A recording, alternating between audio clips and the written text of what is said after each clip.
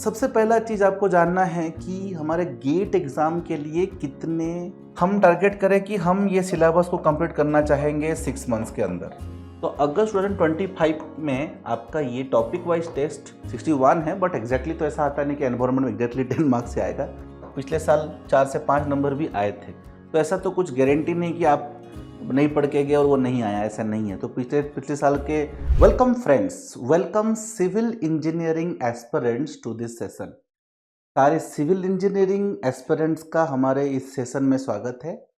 My name is Satyajit Sahu, I am a BTech and MTech from IIT Kharagpur and I will be taking you through a journey of what should be your timelines. Yes, तो आपके preparation में जो timeline होने चाहिए for GATE 2026, I will take you through that journey. Okay, तो हम लोग इस सेशन में क्या डिस्कस करने वाले हैं कि जो अभी आने वाला गेट 2026 है जिसके लिए आप प्रिपेयर कर रहे हैं, राइट।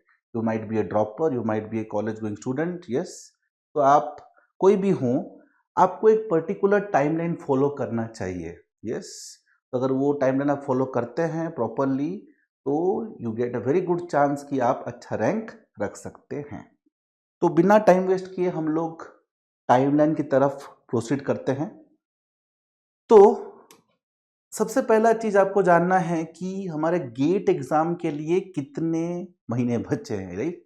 तो जो गेट का एग्जाम होता है, it happens in the first week और सेकेंड वीक ऑफ फरवरी।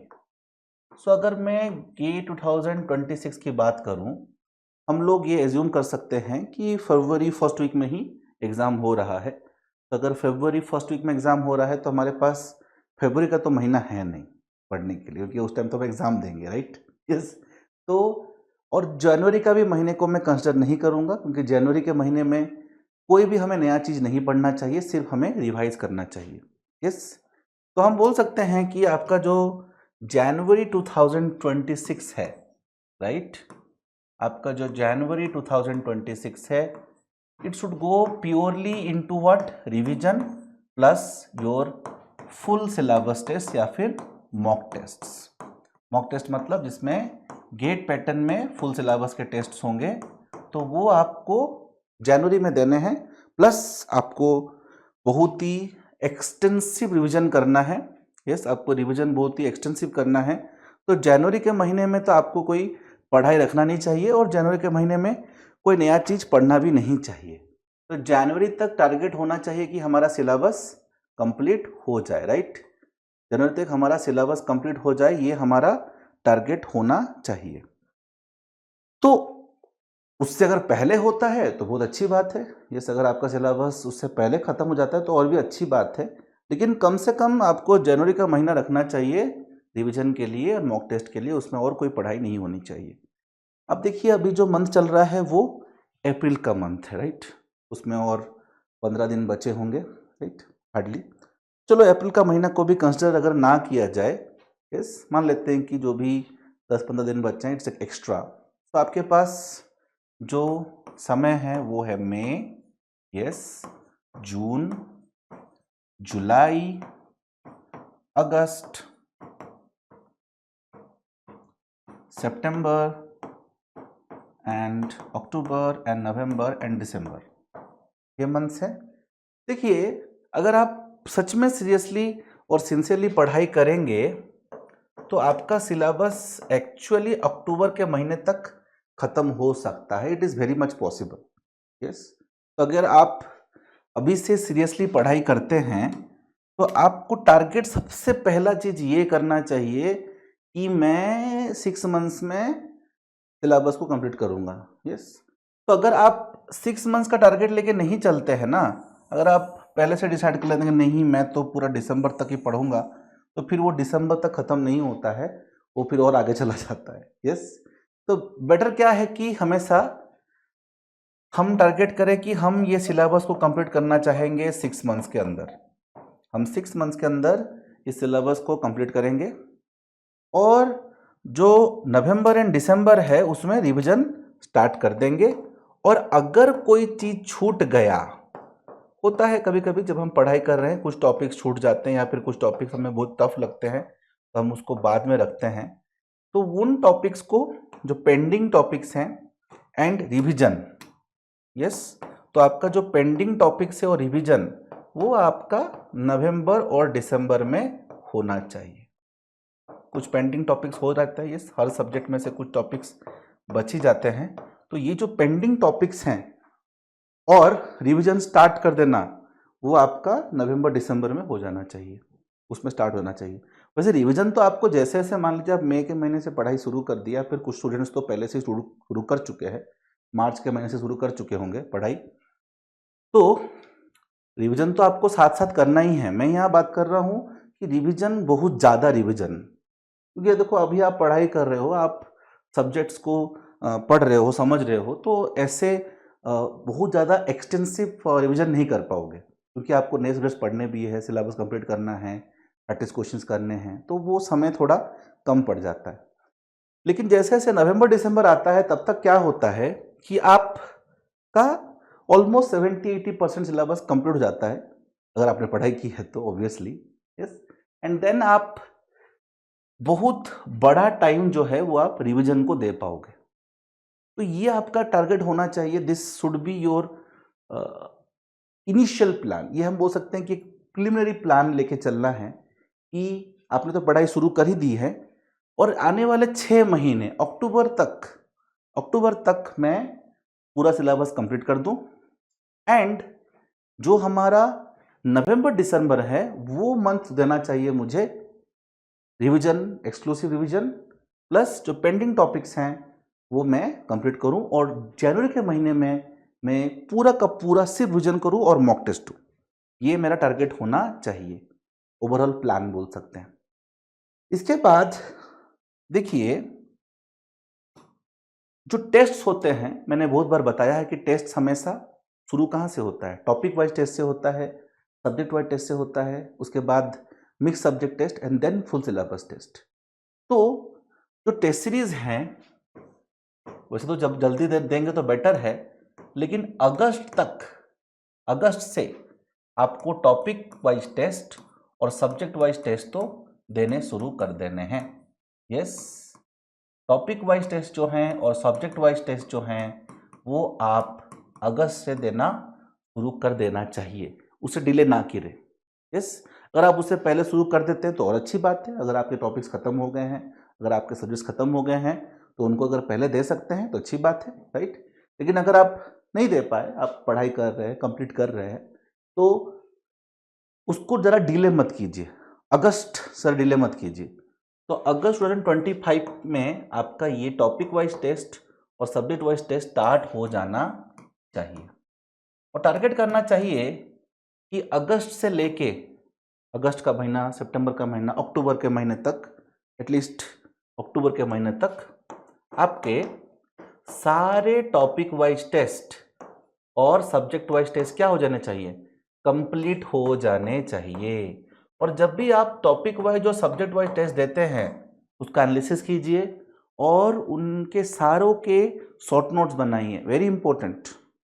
सारे सब topic wise test and subject wise test के क्या कीजिए, आप एनालिसिस कीजिए और सबके शॉर्ट नोट्स बनाइए। यस, तो अगर ये आपका शुरू हो जाना चाहिए अगस्त से, और अक्टूबर तक कंप्लीट हो जाना चाहिए आपके सब्जेक्ट वाइज और टॉपिक वाइज टेस्ट। फिर आपके अक्टूबर से जो सब्जेक्ट्स आपके कंप्लीट हो गए हैं उन सब्जेक्ट्स के मिक्स सब्जेक्ट टेस्ट देना शुरू कर दीजिए।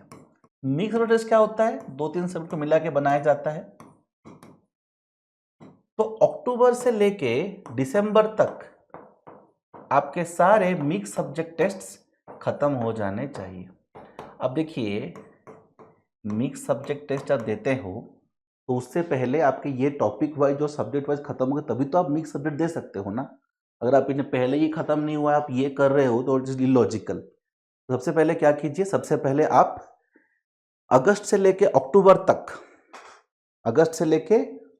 तक आप कंप्लीट कीजिए topic wise and subject wise test, और उसके बाद अक्टूबर से लेकर दिसंबर तक मिक्स सब्जेक्ट टेस्ट्स आप दीजिए और इसको कंप्लीट कीजिए। एंड देन दिसंबर से आप फुल सिलेबस टेस्ट दे सकते हैं। यस, जो फुल सिलेबस टेस्ट है वो आप दिसंबर से दे सकते हैं। तो ये आपका एक ओवरऑल प्लान और टाइमलाइन होना चाहिए। इसके बाद देखिए सब्जेक्ट्स तो सारे इंपॉर्टेंट है। आपको अगर आपको टॉप 50 में आना है, टॉप 10 में आना है, तो आपको पढ़ाई तो सारे सब्जेक्ट का करना ही पड़ेगा। यस, बट उसके साथ साथ you should make sure that कि कुछ सब्जेक्ट आपके पहले खत्म हो जाने चाहिए।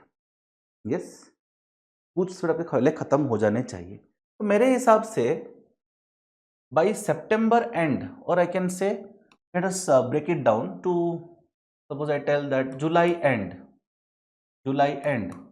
अगर आपने पहले ही पढ़ाई शुरू कर दी है, यस, अगर आप जुलाई में पढ़ाई शुरू करें तो फिर आपका टाइमलाइन अलग हो जाएगा, तब I will tell some other plan.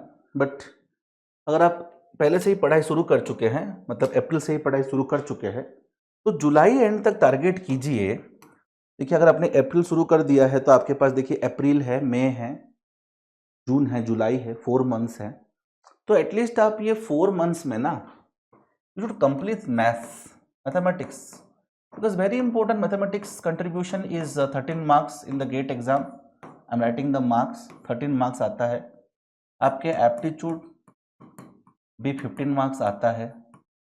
उसके बाद आपका जियोटेक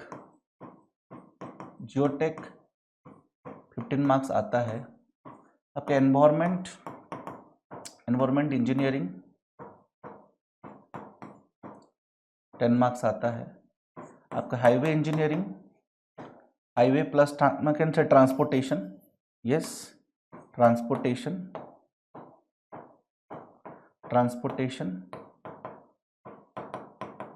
भी आई कैन से 8 मार्क्स एवरेज आई कैन से आता है। तो आप देख सकते हैं कि जुलाई एंड तक एटलीस्ट जो टारगेट कि आपके ये सब्जेक्ट्स कंप्लीट हो जाने चाहिए। यस, क्योंकि देखिए ये सब्जेक्ट्स में क्या है, आपका कंट्रीब्यूशन बहुत हैवी हो जाता है। The contribution becomes very heavy. You see, यहाँ 13 मार्क्स, यहाँ 15 मार्क्स, तो ऑलमोस्ट देखिए 15, 30, 43, 53 and 61 marks, almost 61 marks.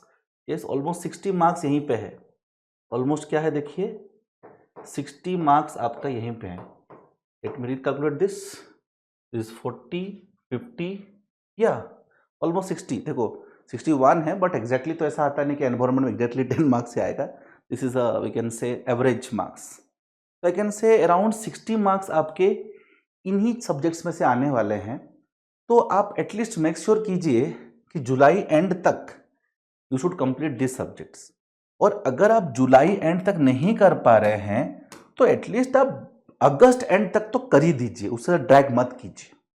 Yes, तो जुलाई एंड तो पहला टारगेट होना चाहिए। नहीं हो पाया तो लेटेस्ट आप अगस्त एंड तक तो ये सारे कंप्लीट कर ही दीजिए। डोंट कीप देम पेंडिंग अगस्त के बाद, ठीक है ना, क्योंकि आपको ये सब रिवाइज भी तो करना है। देखो खाली ये मैं बता रहा हूँ, पढ़ाई करना मतलब सिलेबस कंप्लीट करना, आपको रिवाइज भी करना है। अब देखो ज़्यादा मार्क्स है तो ज़्यादा पोर्शंस भी हैं इसमें। हमें क्या लगता है कि ज़्यादा मार्क्स हैं तो पोर्शन कम होगा या फिर इजीली हो जाएगा, ऐसा नहीं है। खाली एक बार पढ़ने से नहीं होने वाला है, इन सब के क्वेश्चंस आपको बार बार लगाने होंगे। तो इसीलिए अगर पहले ख़त्म करोगे तभी तो रिवाइज कर सकते हो ना। तो सबसे पहले टारगेट कीजिए कि आप ये सारे सब्जेक्ट्स कंप्लीट कीजिए। इसके बाद I will tell you some subjects जिनको आपको प्रायोरिटाइज करना है कि उनको ज़्यादा लेट के लिए ना छोड़ें। इन सब्जेक्ट्स को तो आपको पहले पढ़ना ही है, ये तो इम्पोर्टेंट है, मैंने बताया। कुछ सब्जेक्ट्स को आप ना नवंबर के बाद तक मत रखें, क्योंकि वो बाद में फिर पढ़ना बड़ा डिफिकल्ट हो जाता है। जैसे हाईवे है वो आप पढ़ लोगे, it will not take much time, it is very straightforward subject, you can complete that.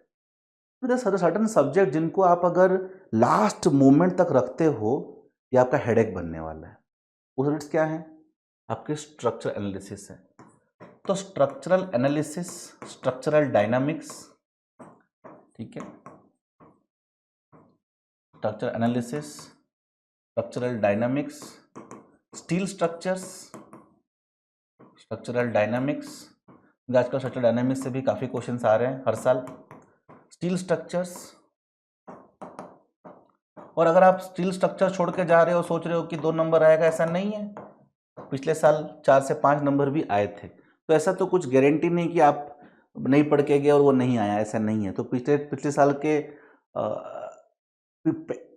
खाली हम अगर पैटर्न देखेंगे तो ऐसा कुछ फिक्स्ड पैटर्न नहीं होता है कि 2 नंबर आए तो स्टील छोड़ देता हूँ, 5 नंबर आ गए तो फिर आपके 5 नंबर कट जाएंगे। और ये सब्जेक्ट्स जो हैं, जैसे कि बताया मैंने, structural analysis, structural dynamics, steel structures, ये आप ना एग्जाम के बहुत पास आने तक पढ़ नहीं पाते हो, क्योंकि इसको थोड़ा टाइम लगता है, कॉन्सेप्चुअल होता है, चीज़ों को बहुत सारे अजीब अजीब टर्म्स होते हैं जो पहली बार पढ़ रहे होते हो। डिफिकल्ट नहीं है, आई विल नॉट से डिफिकल्ट, थोड़ा वियर्ड होता है इन द सेंस कि आप पहली बार पढ़ रहे होते हो। Even I will include concrete structures also, I will also include concrete structures also. तो ये चीज़ें आप लास्ट तक मत रखें। ये सारे यू शुड टारगेट कि मैं इन सबको अक्टूबर में कंप्लीट कर लूं, और अगर अक्टूबर में कंप्लीट नहीं कर पाया, टिल अक्टूबर कंप्लीट कर लूं, अगर नहीं कर पाया, कुछ टॉपिक्स रह भी गए, तो मैं नवंबर से डिले तो नहीं करने वाला हूं। तो इन सबको थोड़ा पहले पढ़ने का कोशिश करें, क्योंकि इन सबको लास्ट मोमेंट में नहीं पढ़ सकते। यस, यहाँ देखिए, जैसे कि मैंने बताया ट्रांसपोर्टेशन है, ट्रांसपोर्टेशन के बहुत सारे टॉपिक्स हैं जो आपने अगर छोड़ रखा है तो आप लास्ट मोमेंट में पढ़ सकते हैं। Same goes with many topics of environment also, लेकिन इसका मतलब यही नहीं कि आपको छोड़ना है, पहले कंप्लीट कर देना है। बट इनके बहुत सारे चैप्टर्स ऐसे होते हैं ट्रांसपोर्टेशन के, एनवायरमेंट के, जो कि आप पढ़ सकते हो, इतना क्रिटिकल नहीं होता है कि बहुत ज़्यादा आपको टाइम स्पेंड करना पड़े। लेकिन अगर आप इन सब्जेक्ट्स को इग्नोर करते हो, ये लास्ट मोमेंट में नहीं पढ़ा जा सकता। लास्ट मोमेंट में आप ज्योमेट्री डिज़ाइन पढ़ सकते हो, लास्ट मोमेंट में आप ट्रैफिक इंजीनियरिंग भी पढ़ सकते हो, लास्ट मोमेंट में आप वेस्ट वाटर कैरेक्टरिस्टिक भी पढ़ सकते हो, लास्ट मोमेंट में आप एयर पोल्यूशन भी पढ़ सकते हो, लास्ट मोमेंट में आप वाटर ट्रीटमेंट भी पढ़ सकते हो, कुछ पोर्शंस जो कि थोड़े स्ट्रेट फॉरवर्ड होते हैं। लास्ट मोमेंट में आप अल्कलिनिटी पढ़ सकते हो, हार्डनेस पढ़ सकते हो, एम्पियर नंबर पढ़ सकते हो, पॉपुलेशन फोरकास्टिंग पढ़ सकते हो। लेकिन लास्ट मोमेंट में जाके अगर आप पढ़ रहे हो स्ट्रक्चरल डायनामिक्स, थोड़ा डिफिकल्ट हो जाता है, क्योंकि आपका पैनिक सेट इन कर जाता है। एंड इवन इसमें मैं फ्लूइड मैकेनिक्स को भी इंक्लूड करूंगा। फ्लूइड मैकेनिक्स भी आप लास्ट में मत रखें, try to complete it before your October, क्योंकि इन सारे सब्जेक्ट्स में से आप देखिए, एनालिसिस में भी से भी एनालिसिस डायनामिक्स 4-5 पकड़ लो, 5 पकड़ लो, ऑलमोस्ट देखो इन सब में से 15 to 20 मार्क्स आपका आएगा। तो 15-20 marks is a big number. Yes, और एक चीज़ क्या होता है, इनके पोर्शंस ज़्यादा नहीं हैं, ऐसा नहीं कि इनके मार्क्स कम आते हैं तो पोर्शंस भी कम आते हैं। तो फिर इनको आपको थोड़ा ऐसे करना है कि इग्नोर नहीं करना है, लास्ट मोमेंट तक नहीं रखना है। Try to complete them before your October. And अगर आप ये सारे सब्जेक्ट्स जो हैं अगर अगस्त एंड तक कंप्लीट कर लेते हो, प्लस ये सब्जेक्ट्स जो हैं इनको भी अक्टूबर तक कर लेते हो, तो बहुत बढ़िया है, वेरी गुड। और सारे सब्जेक्ट्स को टारगेट करो अक्टूबर तक कंप्लीट कर देने का।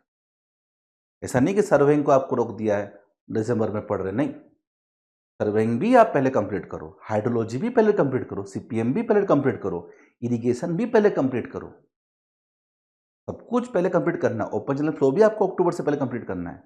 लेकिन यहाँ बात हो रही है कि पहले किसको करना चाहिए।